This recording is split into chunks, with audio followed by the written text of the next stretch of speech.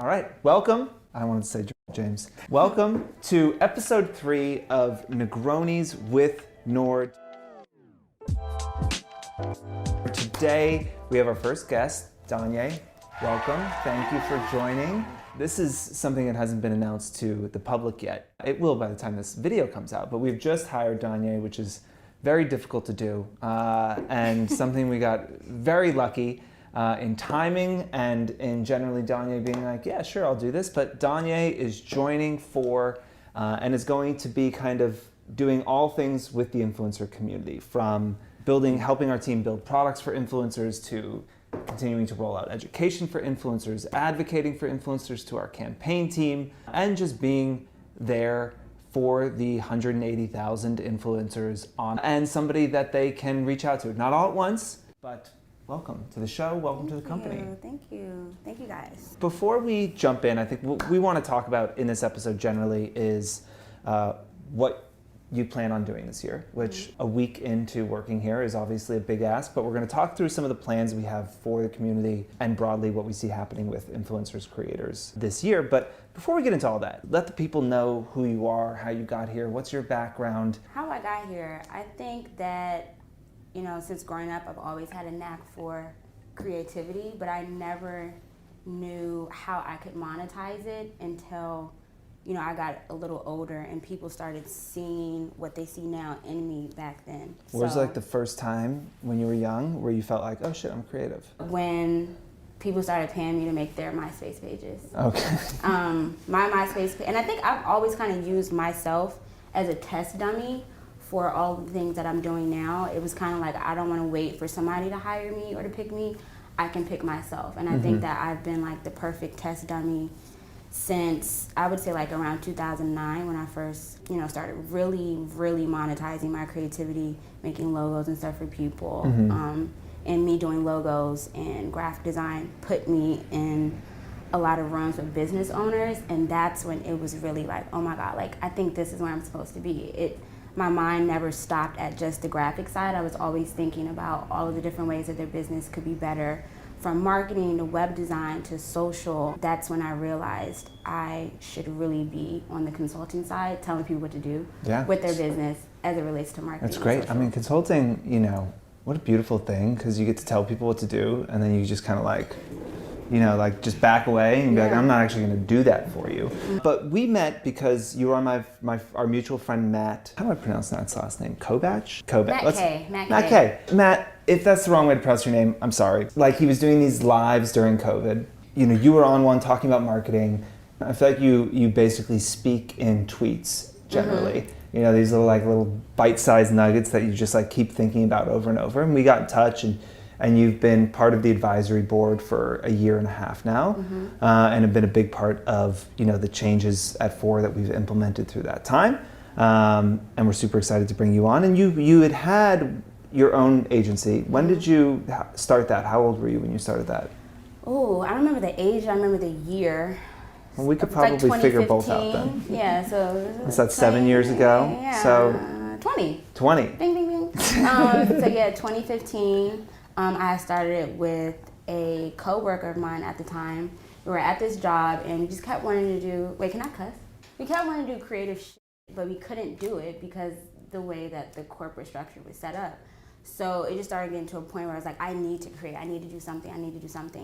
And we landed on a creative agency, which at the time we didn't even know what the fuck a creative agency was, because in Maryland they don't really have stuff like that. So we kind of learned as we went, just figuring out problems when they arose. But that creative agency really just showed me my potential as it relates to creativity. I started diving more into dynamic projects that were encompassing of all things marketing, so social, doing content, hiring influencers, doing copy. And I really feel like my time as a co-founder of that creative agency kind of was like the movie Slumdog Millionaires. Like every instance in your life, or like every moment, is the answer to a question. And it got to a point where I felt like my calling and my purpose was just so much bigger than being the co-founder of that agency. And there was so much stuff that I wanted to do that was so specific.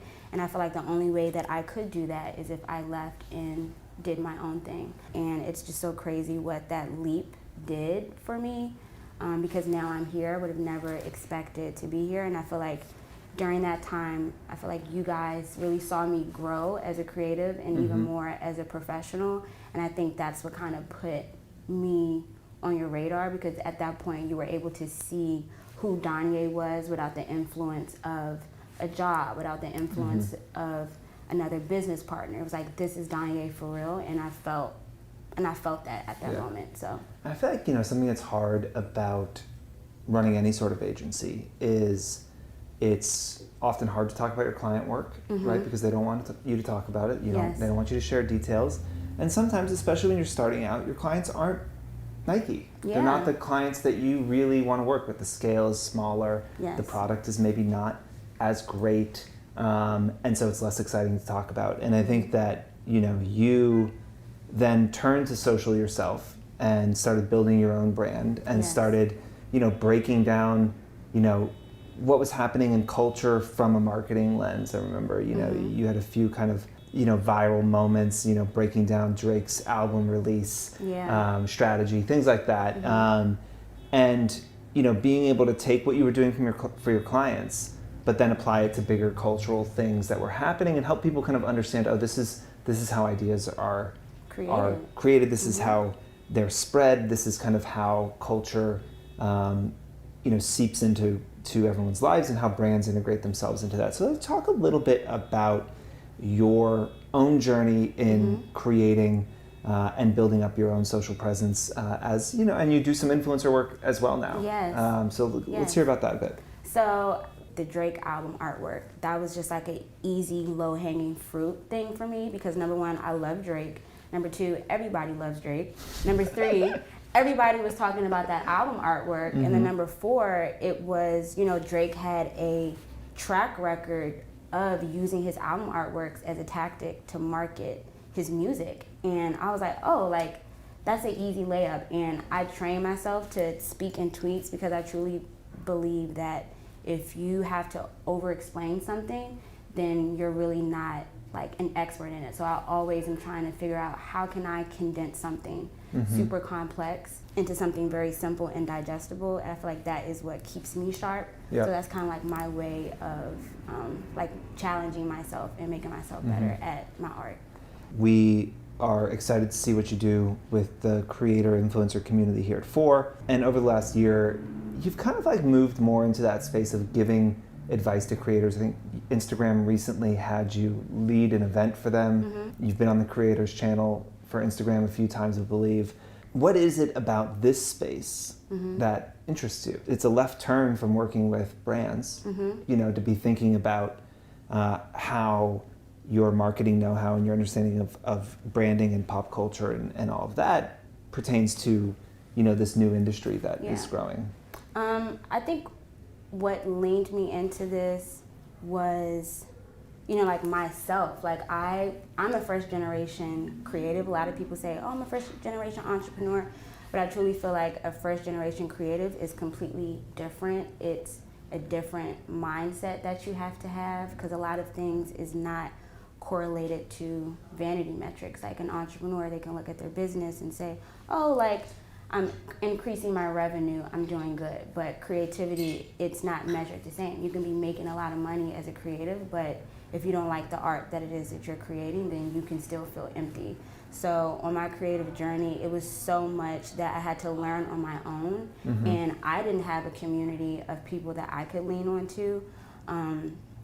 I was pretty much like the only creative out of my friend group, and I feel like once I started being a creative, it kind of unlocked my circle's inner creative as well, and it made me start looking at the world a little differently and people a little differently, and feeling like everybody has this inner creativity inside of them, but not everybody knows how to unlock it, or once it's unlocked, how to use it. So I really found that a lot of people were connecting to that part of me once I started sharing my story more. So talking about how I get myself out of creative funks. I feel like people don't really talk about that. They just kind of disappear from Instagram and then come back. But it's like, we should talk about that. We should talk about the anxiety that you get when you're on Instagram and you see other people creating and you're like, damn, like, how do I create something like that? So I just started digging more into the emotional side of creativity and also using different tactics that I use on myself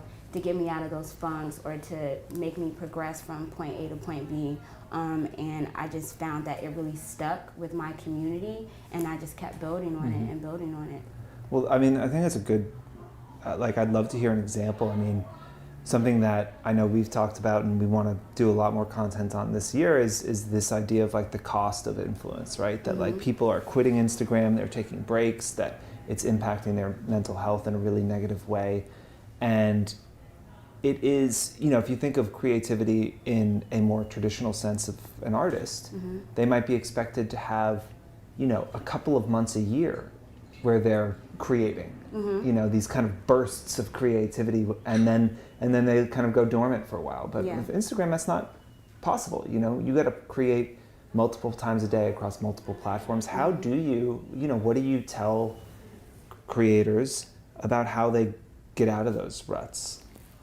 I would start off by telling them to really create from a place of passion and not vanity metrics. It's so easy to look at Instagram or these social media network sites and you think, how can I create something that's going to generate the most likes or the most shares or the most retweets or whatever, instead of saying, how do I make something that's going to make my inner child or my creativity happy? I used to be somebody that would just create for vanity metrics. So it's like I felt like my Instagram was growing, but my creativity wasn't growing. And I didn't want to get to a point where I had all of these followers and people knew me for something that I wasn't passionate about. And that's when I flipped the switch and was like, let me just do stuff that I really care about. And I think that is what Matt probably saw in me and what Grace saw, because I remember around that time when I did that Instagram live, but like 2 months before that, that's when I kind of made the switch mentally to be like, let me just start creating more intentionally and create from a place of passion. And whenever people hear me talk or whenever I'm creating something, people always say, oh, I can feel your passion. I always had it, I just never really showed it. But I feel like passion is something that's so slept on, but you can feel it instantly. Like you can feel when somebody loves what they do and vice versa. So that's what I would tell people if they're in a funk. Like, just not think about the numbers, but think about what makes you happy and what you're passionate about. It's why we talk about, you know, this idea of like, don't spend good money on fake love, right? The whole thing was about that, like, when you hit publish on Instagram, or if your brand and the influencer you're working with hits publish, like, the audience needs to believe it, and to believe it, you have to believe it, right? If you're saying, I love this product, I mean, I could talk to you about why y'all should buy a Mont Blanc pen if you want, you know. I love this pen. I think somehow it is worth the $450 that they charge. And if we were gonna talk about that for 10 minutes, I could explain why, and maybe you would believe me, maybe not, but I think it's so important to like really believe what you're saying. And I think that's something that creators, when we talk about this, like, you know, the mental health issues and all of that with creators, I think part of it comes from talking about stuff that you don't love for so long. And it really, to your point, right, your metrics can be up and to the right. You could be gaining followers and gaining engagement, but like, for this space, which is a lot of like artists or like artistically minded people, if they're doing something they don't believe in and they don't love, it doesn't matter how much following, how much engagement it gets, it can't like replace the fact that you're like doing something you don't like, right? Exactly. And I think that's such simple but like hard advice, right? It's like the most obvious thing in some ways. You should be, if you're going to talk about it, you should love it. But then it's hard, right? Because money comes in, right, and says, well, you know, this brand wants to pay me $5,000, and maybe I don't love their products. How do you navigate that? I'm a firm believer. It's like a thin line between like talking about manifestation without making it cringe.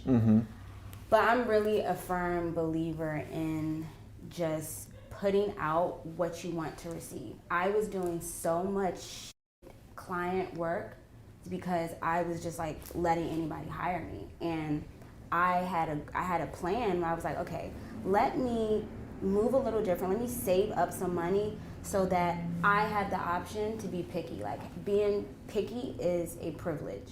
And I realized that, so I planned for that. So it came a point in time where I just wasn't working with anybody. It didn't matter what the budget was. I had to feel excited about it in my gut.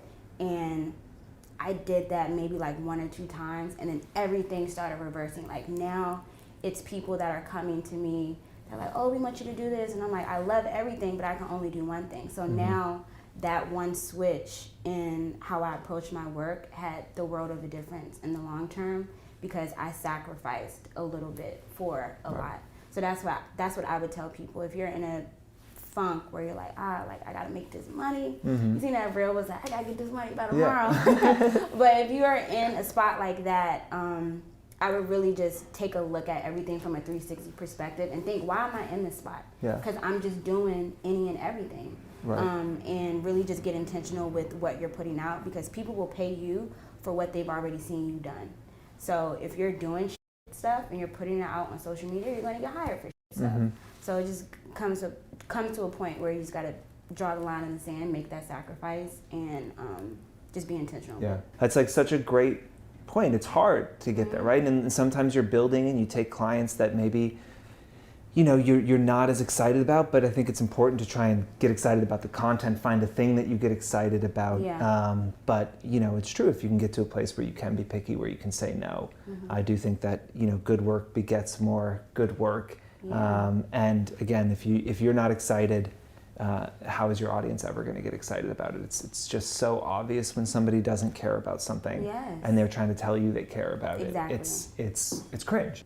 You think of the next year in creator, like, what are you thinking about? What's the thing that, like, you know, if you weren't doing this job and you were saying, I'm gonna go, you know, I'm gonna be a creator, I'm gonna go full time, that's what I want to do. What would be the number one thing that you would be focused on this year? Is it doing more video? Is it TikTok? Like, what's the thing that you think that, like, creators should be focusing on now, outside of doing things that they love and they're passionate about and they believe in?